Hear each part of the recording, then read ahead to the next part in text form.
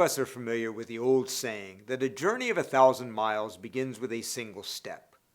The real point of that sage wisdom is that all we can control at any moment is the first step, one thing we can do to move ourselves in the right direction. If there is something you want in your life, what is one thing you can do right now to get started? Today I'd like to tell you about a first step I took and how it led me to fall in love again with a childhood pursuit. I'm Dr. John Izzo, and I'm in the business of conversations that make the difference. And one of the conversations I'd like to have with you today is how even taking one step can get you on a path to where you want to go. When I was young, growing up in New York City, the one sport we played almost every day during the summer was baseball. I fell in love with the game and wound up playing in both high school and university. I loved the game and was pretty good at it. But after university, I started working and I got busy, played a little softball for a couple of years, and then stopped. I stopped for 30 years. Every once in a while, I would think I should play baseball again, and then I dismissed it as a silly idea. Then a year ago, I was watching a friend play baseball in Florida, and there was a guy selling baseball gloves at the tournament. I happened to see this one beautiful glove, and several times over the next 24 hours went back again and again and kept putting it on. For some reason, it was almost like this glove was calling to me. I had not played baseball in 30 years, but I found myself with a deep desire to play again. I had no idea how or where I could play, but I figured there was one thing I could do.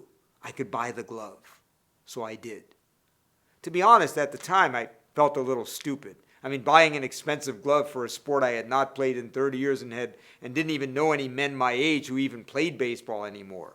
And it was not like I wanted to play softball. I wanted to play baseball, a small, hard ball coming at you fast at the plate. Over the next 45 days, I sat the glove on my desk in my office. Every day when I arrived in the morning, the glove stared me in the face. I'd pick it up a few times during the day and pretend I was playing. And often I felt like the glove was staring at me, almost mocking me, saying, "You won't ever play baseball again. I dare you." But that glove also kept me asking, how could I play baseball again? I started asking, what's one next step I could take? After much thinking, I decided to sign up for the San Francisco Giants fantasy baseball camp in Arizona this past January. One solid week of playing nothing but baseball. When I arrived, I expected to find a bunch of old, out-of-shape men who could hardly play ball, and instead found 105 campers, including 9 women who were very good players and some of whom played all year long. I'll never forget holding a bat for the first time 3 days for the first time in 30 years, facing a pitcher at bat in a real game. A fastball down the middle, and I cracked a line drive single into center field on the first pitch.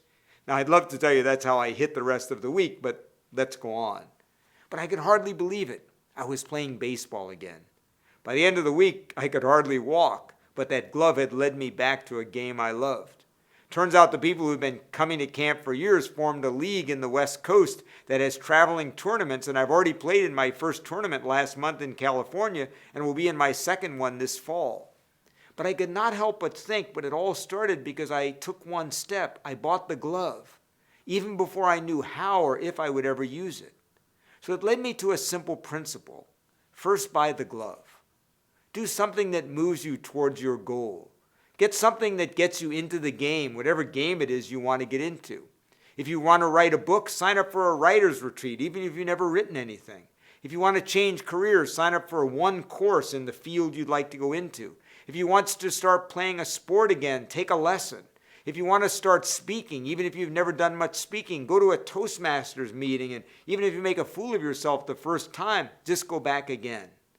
So here's the principle. Take one step. Just buy the glove.